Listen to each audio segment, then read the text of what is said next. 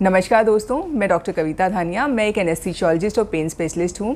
आज हम बात करेंगे माइग्रेन के बारे में। माइग्रेन बहुत ही कॉमन कंडीशन है। आए दिन लोग कहते हैं कि मुझे माइग्रेन का एपिसोड चल रहा है या मुझे माइग्रेन का अटैक हो गया है।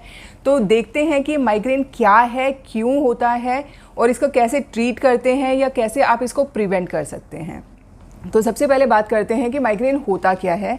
माइग्रेन एक तरह का हेडेक होता है या एक तरह का सर दर्द होता है जिसमें एक तरफ, यूजुअली ये यूनिलैटरल होता है, सर के आधी तरफ आपको दर्द शुरू हो जाता है और इसका जो दर्द होता है वो कई बार ऐसा लगता है कि थोड़ा थ्रॉबिंग या पल्सेटाइल सा पेन हो रहा है या आपको कंटिन्यूस पेन भी हो सकता है।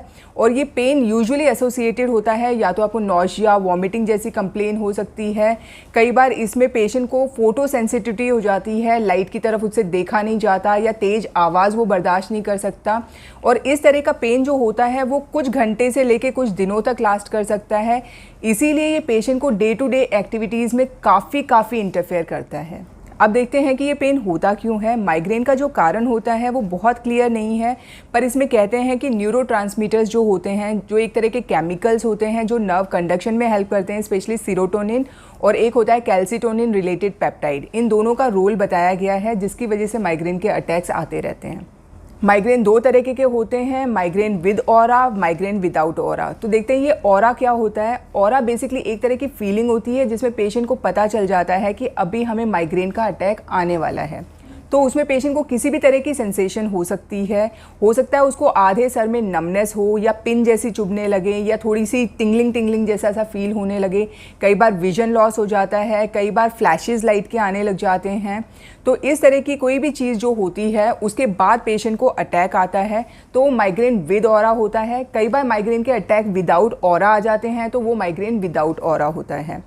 जब यूजुअली पेशेंट हमारे पास आता है तो डायग्नोसिस बनाने के लिए क्लिनिकल हिस्ट्री तो हम देखते ही हैं, एग्जामिनेशन पार्ट ज़्यादा नहीं होता है, बट क्लिनिकल हिस्ट्री से पता चल जाता है कि ये माइग्रेन है कि नहीं है। फिर भी हम सीटी स्कैन या एमआरआई ज़रूर कराते हैं। उसमें बेसिकली क्या होता है कि कई बार कुछ स्ट्रक्चरल चेंजेस आपके ब्रेन में चल रहे होते हैं जिनका भी प्रेजेंटेशन माइग्रेन जैसा हो सकता है। तो ऐसा ना हो कि आप माइग्रेन करके ट्रीट कर रहे हैं और अंदर कोई ऐसी चीज़ है जो बढ़ती जा रही है। तो ऐसे केसेस में कोई ट्यूमर्स हो गए, इन्फेक्शन हो गए या कोई और कंडीशन चली आ रही है जैसे कहीं ब्लीडिंग है या स्ट्रोक है, उन कंडीशंस को रूल आउट करने के लिए हम पेशेंट से एमआरआई या सीटी स्कैन करा सकते हैं। अब चलिए बात करते हैं इसके ट्रीटमेंट के बारे में। इसके ट्रीटमेंट को हमने दो पार्ट में डिवाइड किया होता है, एक है अबॉर्टिव ट्रीटमेंट और एक है प्रिवेंटिव ट्रीटमेंट। अबॉर्टिव ट्रीटमेंट में क्या होता है कि जब आपको एपिसोड आ रहा होता है तो बेसिकली हम तब आपको जो मेडिकेशन देते हैं वो उस एपिसोड की सिवियरिटी कम करता है या वो उस एपिसोड को ख़त्म करने में हेल्प करता है। प्रिवेंटिव वो है जो आपको पहले से ही आपको लॉन्ग टर्म के लिए दिया जाता है, जिससे ये होता है अगर आप लेते रहेंगे तो आपको माइग्रेन के अटैक्स आएंगे ही नहीं। तो सबसे पहले अबॉर्टिव की बात करते हैं। अबॉर्टिव में सबसे पहले जो हमारी ड्रग आती है वो है over the counter pain killers. वो जो पेन किलर्स जो हम देते हैं वो पेन किलर्स आप इजीली मार्केट से ले सकते हैं, विदाउट प्रिस्क्रिप्शन ले सकते हैं। बट फिर से मैं आपको कॉशियस करना चाहूँगी कि विदाउट डॉक्टर के प्रिस्क्रिप्शन के, विदाउट डॉक्टर की एडवाइस के प्लीज़ मत लीजिए। ये ड्रग्स जो होते हैं लेना बहुत आसान है, बट लॉन्ग टर्म में इसके किडनी डैमेज होने के चांस हो सकते हैं इससे, या फिर आपको गैस्ट्रिक ब्लीड हो सकता है, गैस्ट्रिक अल्सर्स हो सकते हैं। तो मैं हमेशा सलाह देती हूँ कि सेल्फ मेडिकेशन ना करें और हमेशा डॉक्टर की सलाह से ही आप कोई मेडिकेशन लें। इसके अलावा माइग्रेन में हमारे कुछ स्पेसिफिक ड्रग्स होते हैं। हम ट्रिप्टन्स देते हैं, अर्गाटामिन्स देते हैं, हम नॉशिया वॉमिटिंग जैसे एसोसिएटेड होता है तो हम उसके लिए ड्रग्स देते हैं। तो ये मेडिकल पार्ट जो हो गया है ये अबॉर्टिव पार्ट है। जब आपको एपिसोड चल रहा होता है हम बेसिकली उस एपिसोड को ख़त्म करने के लिए मेडिकेशन देते हैं। अब बात करते हैं प्रिवेंटिव मेडिकेशन के बारे में। प्रिवेंटिव मेडिकेशन बहुत इंपॉर्टेंट है क्योंकि अगर पेशेंट ये लेते रहे तो उसको माइग्रेन के अटैक से काफ़ी हद तक राहत मिल जाती है। इसमें हम ब्लड प्रेशर कम करने वाली दवाइयाँ यूज़ करते हैं, साथ ही हम anti epileptics, anti depressants use करते हैं। इसमें हम मैग्नीशियम सल्फेट भी यूज़ कर सकते हैं बिकॉज मैग्नीशियम की कमी के कारण भी माइग्रेन के अटैक्स आते हैं। इसके अलावा ये है कि मैंने जो जैसा कि आपको बताया कि न्यूरोट्रांसमीटर जो होता है कैल्सिटोनिन रिलेटेड पेप्टाइड, उसके मोनोक्लोनल एंटीबॉडीज़ भी आते हैं और उसका भी काफ़ी अच्छा यूज़ देखा गया है। और बीइंग अ पेन स्पेशलिस्ट जब पेशेंट हमारे पास आता है तो अगर ये सारी की सारी चीज़ें वर्क नहीं करती हैं तो हम पेशेंट को बोटॉक्स के इंजेक्शंस भी लगा देते हैं और उससे भी पेशेंट को काफ़ी हद तक रिलीफ मिल जाता है। हालांकि ये रिलीफ जो होता है वो टेम्परेरी होता है, पेशेंट्स को 3 महीने से लेके ये साल 2 साल तक चल सकता है। बट जिन पेशेंट को ये बहुत सीवियर होता है और जिनका डेली एक्टिविटी इतनी ज़्यादा हैम्पर हो जाती हैं कि उनका काम चलना मुश्किल होता है, वो पेशेंट हमसे बोटॉक्स के इंजेक्शंस भी लगवाते हैं। चलिए बात करते हैं इसके रिस्क फैक्टर्स के बारे में। तो इसके रिस्क फैक्टर में सबसे पहले तो अगर फैमिली हिस्ट्री है तो नो डाउट आपको चांसेस ज़्यादा होंगे इसको होने के। सेकंड है एज यूजुअली एडोलेसेंट में ये चालू हो जाता है, बट 30 और 40s की एज में हमें ज़्यादा देखने को मिलता है। फीमेल्स में 3 टाइम्स मोर कॉमन होता है मेल्स के। चौथा है हॉर्मोन्स में ईस्ट्रोजन जो होता है वो काफ़ी हद तक रिस्पॉन्सिबल होता है माइग्रेन अटैक्स के लिए, और ईस्ट्रोजन की रिप्लेसमेंट थेरेपी जिन पेशेंट्स में होती है इसीलिए उनमें माइग्रेन ज़्यादा देखने को मिलता है। और जो पेशेंट्स कॉन्ट्रासेप्टिव पिल्स पे होते हैं उनमें भी हमें माइग्रेन की सिवियरिटी ज़्यादा देखने को मिलती है। तो चलिए बात करते हैं माइग्रेन के ट्रिगर फैक्टर्स के बारे में।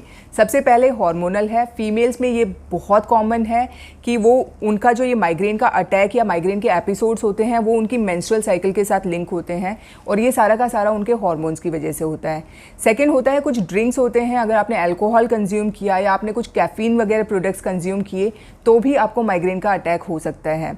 कई बार नींद पूरी नहीं होती या फिर आपने नींद स्किप की, दूसरे दिन आपको माइग्रेन का अटैक हो सकता है।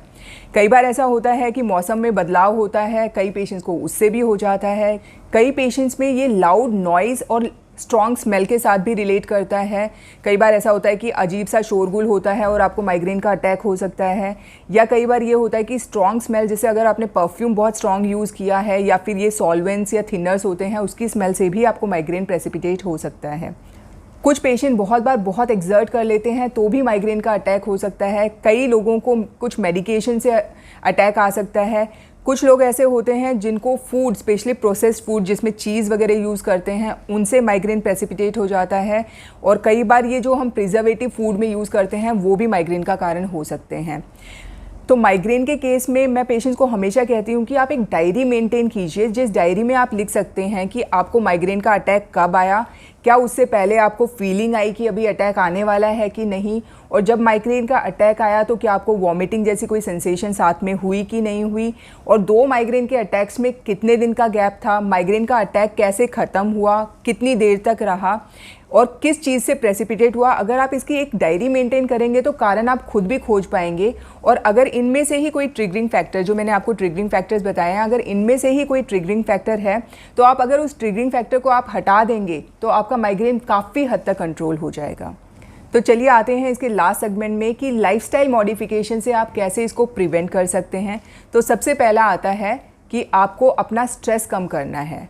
आप अपना स्ट्रेस कम रखेंगे, मेडिटेशन या योगा का सहारा ले सकते हैं। स्ट्रेस एक बार आपका कम हुआ, आप रिलैक्स रहे तो भी माइग्रेन को आप काफ़ी हद तक प्रिवेंट कर सकते हैं। सेकंड है एक्सरसाइज। मैं हमेशा पेशेंट्स को कहती हूँ कि आप एक्सरसाइज भले किसी भी फॉर्म में कीजिए, बट आप एक रेगुलर एक्सरसाइज का शेड्यूल ज़रूर रखिए।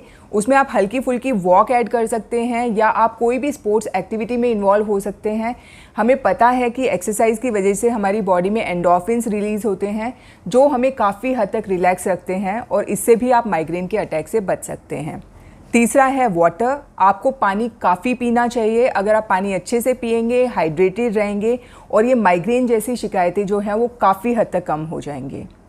चौथा है अगर आप अपने सोने और खाने की टाइमिंग को रेगुलर कर लेंगे तो भी आपको माइग्रेन से बचने में काफ़ी मदद मिल जाएगी। और पांचवा जो है वो है माइग्रेन डायरी। मैं हमेशा कहती हूँ एक डायरी मेंटेन कीजिए। आधे से ज़्यादा टाइम तो पेशेंट्स खुद ही कारण पता कर लेते हैं कि हमें जो अटैक होता है माइग्रेन का वो इस कारण से होता है। एक बार कारण पता चलता है तो उस कारण को ट्रीट करना या उस कारण से बचना बहुत ईजी हो जाता है। तो फ्रेंड्स, मुझे लगता है कि इस वीडियो में थोड़ा लंबा वीडियो हो गया है, बट इस वीडियो में मैंने आपको काफ़ी इन्फॉर्मेशन दी है। अगर आपको इन्फॉर्मेशन अच्छी लगी हो तो आप लाइक एंड सब्सक्राइब ज़रूर करें। कोई क्वेरी हो कमेंट सेक्शन में पूछ सकते हैं। अगर आपको ऑनलाइन कंसल्टेशन चाहिए तो नीचे मेरा नंबर दिया हुआ है, आप उस नंबर पे अपॉइंटमेंट ले सकते हैं, मुझसे ऑनलाइन कंसल्ट कर सकते हैं। तो फ्रेंड्स, खुश रहिए, टेंशन फ्री रहिए, पेन फ्री रहिए। Have a nice day. Thank you.